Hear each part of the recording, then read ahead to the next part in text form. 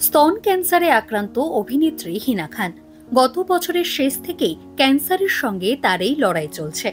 যদিও তার আদৌ ক্যান্সার হয়েছে কিনা এই প্রশ্ন তুলেছেন অনেকেই। নিন্দুকদের অবশ্য পাত্তা দিতে নারাজ হিনা। কেমোথেরাপি শুরু হওয়ার পরে চুল পড়ে যাওয়ার ভয়ে আগেভাগে নিজেই চুল কেটে দিয়েছেন হিনা। পরচুলা পরেই প্রতিনিয়ত টিভি ও বিভিন্ন অনুষ্ঠানের মঞ্চে দেখা যাচ্ছে তাকে।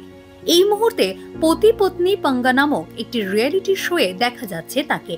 সেখানে একটি খেলায় চুল কাটার প্রসঙ্গ আসতেই আবেগতাড়িত হয়ে পড়েন হিনা।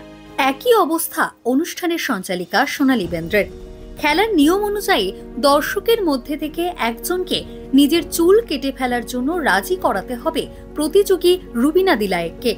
অনুষ্ঠানে উপস্থিত এক দর্শককে রাজি করিয়েও ফেলেন রুবিনা। তিনি নিজের চুল দান করেন ক্যান্সার আক্রান্তদের পরচুলা তৈরির জন্য। এমন মুহূর্তে কেঁদে ফেলেন হিনা। আবেগঘন হয়ে পড়েন সোনালীও। হিনা ওই দর্শককে বলেন, প্রতিদিন পরচুলা পরি, তুমি জানো না কি উপকার করলে। আমার এই চুলটা অন্য কারো দান। যদিও নিজেকে খানিক সামলে নিয়ে তিনি বলেন, আসলে তোমার থেকেও সুন্দর তোমার এই মনটা।